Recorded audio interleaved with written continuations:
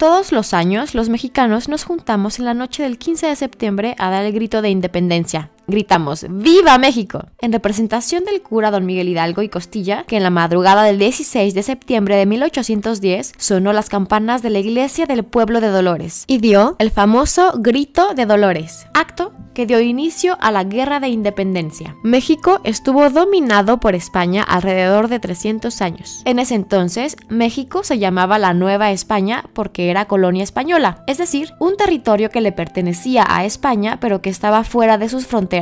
La Nueva España era gobernada por virreyes que obedecían al rey de España. Durante ese tiempo hubo problemas económicos y sociales con las castas. Las castas era una forma de agrupar a las personas que vivían en la Nueva España en base a la desigualdad.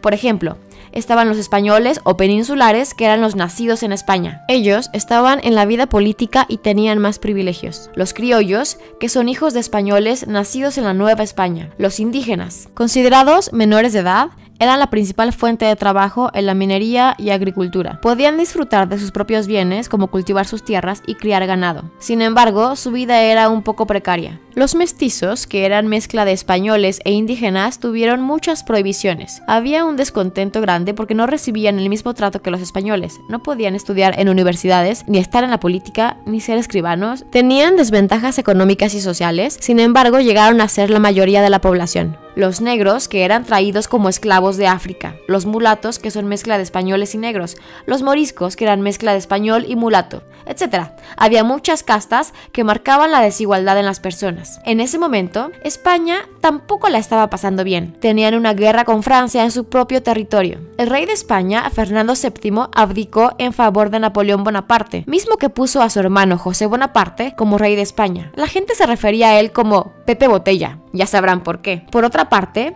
en México, Miguel Hidalgo, Juan Aldama, Ignacio Allende y Josefa Ortiz de Domínguez organizaron una conspiración en Querétaro para liberarse del actual gobierno español. Y al enterarse de que su plan había sido descubierto, en la madrugada del 16 de septiembre de 1810, Hidalgo convocó a la gente tocando las campanas de la iglesia del pueblo de Dolores y los gritos probablemente fueron ¡Viva la América! ¡Viva Fernando VII! ¡Viva la religión y muera el mal gobierno! ¡Viva nuestra Madre Santísima de Guadalupe! Tomó el estandarte de la Virgen de Guadalupe y se inició la Guerra de Independencia. Al principio con poca gente, pero poco a poco se unieron más personas a la causa. El ejército insurgente tuvo otras personalidades importantes como Morelos, Nicolás Bravo y Vicente Guerrero. Al principio de la guerra, la intención del ejército insurgente era solo la independencia del gobierno francés que en ese momento ocupaba España. Querían regresar al gobierno abdicado de Fernando VII. Sin embargo, durante la guerra que duró 11 años, la intención fue cambiando a la convicción